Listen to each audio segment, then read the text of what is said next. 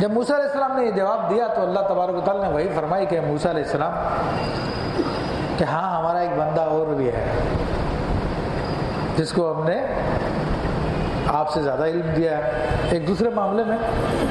تو حضرت موسیٰ علیہ السلام نے اللہ کی بارگاہ میں عرض کیا میرے مالک میں اس سے ملنا چاہتا ہوں. تو پھر ان کو ملنے کا طریقہ کار یہ بتایا کہ آپ اپنے ساتھ ایک مچھلی لے لیں اور 2 دریاؤں کے ملنے کی جگہ وہاں پر آپ تشریف لے جائیں اور وہاں پر ہمارے اس بندے سے آپ کی ملاقات ہو جائے گی خضر علیہ السلام سے. تو سیدنا موسیٰ علیہ السلام اپنے خادم کو لے کر اور وہ کھانے کا سامان بھی لے لیا ساتھ میں. اچھا مچھلی جو لی تھی وہ کھانے کے لیے لی تھی. اور یہ بھی آپ کو بتایا گیا تھا کہ جب اس مقام پہ پہنچیں گے جہاں پر آپ کی خضر علیہ السلام سے ملاقات ہونی ہے یہاں پہ وہ مچھلی زندہ ہو جائے گی اور زندہ ہو کر وہ دریا میں چلے جائے گی. تو موسیٰ علیہ السلام نے وہ بنی ہوئی مچھلی لی تھی تیار شدہ یا مچھلی جو نمکین تھی سوکھی مچھلی تھی اور راستے میں آپ نے اس کو کھایا بھی تھا. اب اتفاقی بات ہے کہ جب ایک مقام پر سیدنا موسیٰ علیہ السلام ٹھہرے تو آرام کے لیے ٹھہرے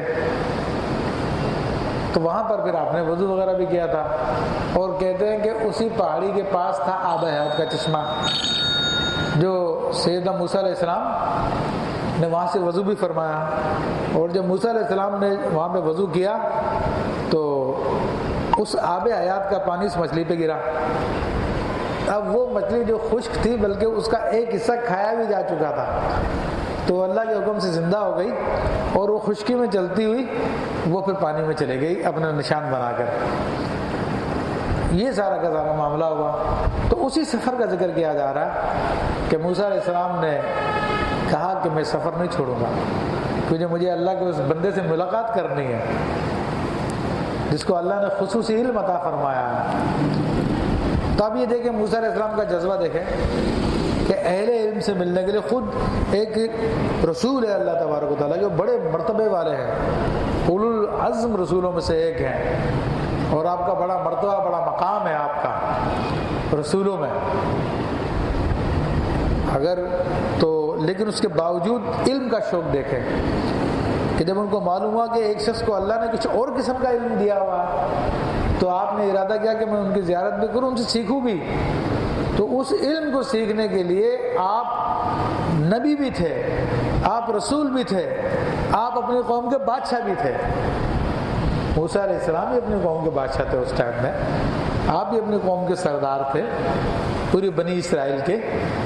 لیکن اس کے باوجود اب علم کے لیے دیکھیں کیسے آپ نے سفر اختیار کیا کیسی مشقت اختیار کی. تو اس لیے بزرگ کہتے بھی ہیں کہ علم کے لیے بڑی مشقتیں برداشت کرنی پڑتی ہے اس علم کے لیے بڑی تکلیفیں برداشت کرنی پڑتی ہے. بلکہ کہتے ہیں کہ علم کے لیے علت ذلت اور قلت ان تینوں چیزوں کا سامنا کرنا پڑتا ہے. علت بمعنی بیماری ہوتی ہے تکلیف ہوتی ہے اور ذلت سے مراد عاجزی. استاد کے سامنے آپ کو عاجزی کرنی ہے استاد ڈانٹے گا بھی ڈپٹے گا بھی سختی بھی کرے گا لیکن آپ کو عاجزی اختیار کرنی ہے. اور قلت سے مراد یہ ہے کہ جب آپ علم دین میں لگ جائیں گے تو اس وقت آپ کا دنیا کم ہوگی اتنا ٹائم نہیں ہوگا کہ کما کر اپنی مرادوں کو اپنی خواہشوں کو پورا کریں. تو اہل علم کے لیے تینوں چیزیں پیش آتی ہے. تو موسیٰ علیہ السلام نے اس تمام چیزیں اختیار کی باوجود یہ کہ آپ بادشاہ تھے باوجود یہ کہ آپ رسول تھے تو آپ نے سفر کی مشقت بھی برداشت کی. اور پھر آگے جو ہے اب آپ سفر کے اندر جا رہے ہیں تو کھانے بھی اپنی مرضی کے نہیں ملتے ہیں آپ کو پتا جیسا تیسا گزارا کرنا پڑتا ہے. اور پھر آگے جا کے استاد کے سامنے کیا معاملہ ہوگا وہ بھی اللہ نے بھی بیان کیا. تو اللہ تعالیٰ فرماتا ہے فلما بلغا مجمع بینہما اور جب وہ دونوں ان دریاؤں کے ملنے کی جگہ پہنچے. اب وہ مجمع البحرین دونوں دریاؤں کا جو سنگم ہے وہاں پہ پہنچ گئے. فرمایا کہ نسیا حوتہما تو اللہ تعالیٰ فرماتا ہے اپنی مچھلی بھول گئے. اتخذ سبیلہ فی البحر سربا، اور اس نے سمندر میں اپنی راہ لی سرنگ بناتی، تو مچھلی نے سرنگ بناتی ہوئی وہ سمندر میں چلی گئی۔ یہ اللہ تعالیٰ نے اس کی کیفیت کو بیان کیا۔ سیدنا موسیٰ علیہ السلام نے اپنے خادم حضرت یوشع سے پہلے فرما دیا تھا کہ دیکھو جس مقام پہ یہ مچھلی زندہ ہو جائے تو مجھے بتا دینا۔ اب موسیٰ علیہ السلام اس وقت آرام فرما رہے تھے، آرام فرمانے کے درمیان یہ مچھلی زندہ ہو گئی، اور حضرت یوشع نے اس کو جاتے ہوئے دیکھا تو یہ سوچ کے کہ موسیٰ علیہ السلام تھکے ہوئے ہیں، اب آرام فرما رہے ہیں، تو کہا کہ جاگ جائیں گے تو پھر میں اطلاع کر دوں گا، جاگ جائیں گے تو میں اطلاع کر دوں گا۔ اور اتفاق کی بات ہے کہ موسیٰ علیہ السلام جاگ بھی گئے اور آگے سفر بھی آپ نے شروع کر دیا، ان کو بتانا یاد نہیں رہا۔ اور اللہ تعالیٰ فرماتا کہ اس مچھلی نے اپنا راستہ بنایا اور پانی کے اندر سرنگ بناتی ہوئی چلی گئی۔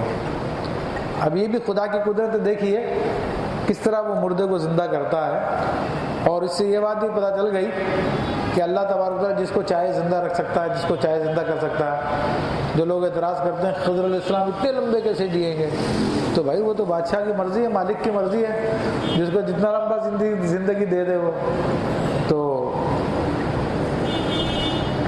جن پہ کرم ہوتا ہے ان سے ملاقات بھی ہو جاتی ہے ان کی۔